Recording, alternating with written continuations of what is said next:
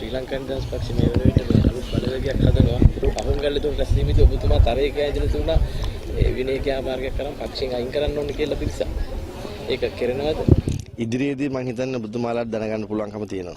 ඔව් එතකොට දැන් කළුතර කුමාර වෙල්ගම රෝහිත අබේගුණකට වගේ මන්තුරු මනාප ලක්ෂයක් කොට වඩා ගත්තා. තාවත් ඉන්න හින්දානේ එහෙම ලක්ෂ ගණන් මනාප අරන් තියෙන්නේ. ඒ අයවත් ඉවත් කරනවද එතකොට? ඒක තමයි මම කිව්ව ඔබතුමාලා ඉදිරියේදී බලා ගන්න පුළුවන්කම තියෙනවා. මොකද මේක පක්ෂයේ අභ්‍යන්තර කාරණාවක්. මම හිතන්නේ පක්ෂයේ අභ්‍යන්තර කාරණා අපි රට හැමුවේ කතා කරන්න අවශ්‍යතාවයක් නැහැ. ඒ කියන්නේ තීන්දුවකට යම් එළබිලා ඒ කියන්නේ. ඒ තීන්දුව එළියට ආවම ඔබතුමාලා අහන්න ඇයි මේ තීන්දුව ගත්තේ? මොකද්ද මේ තීන්දුවේ සාධාරණත්වය අසාධාරණත්වය? මේක ලාභද පාඩුද කියන කතාව ඔබතුමාලා අපි තීන්දුව ගත්තට පස්සේ අහන්න. බැසිල් රාජපක්ෂ මහත්තයා බදුල්ලේ හදපු බලවේගයකට බය වෙලා කියලා තමයි කියන්නේ ඒක බදුල්ල. අපි කිසිම බලවේගයකට බයකමක් නැහැ. විශේෂයෙන්ම මම හිතන්නේ ඒගොල්ලන්ටම අමතක ඇති මේ මැතිවරණ පරාජයෙන් පස්සේ සමහරව ඇවිල්ලා තමන් පරාජය වගකීම බාරගත්. වගකීම පරාජය වගකීම බාරගත්ත උදවියට ජයග්‍රහණය කරපු අපි බය වෙනවද? මේ වගේ තීන්දුව වලට සදාචාරාත්මකව දැන් ඔබතුමාලා එකඟව කටයුතු කරන්න පුළුවන්ද?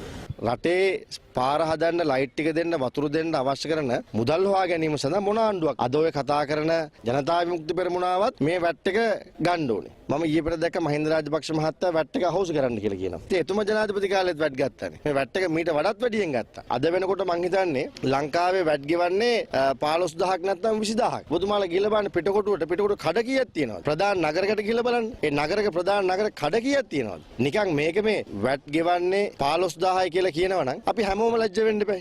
සංකලනයක් වුණ ඔබතුමා ජාතිකාන් පුංචි ඡන්දේ කොහොමද කරන්නේ? එක්ව ගමන් කරනවා වෙන්න සටන් කරනවා.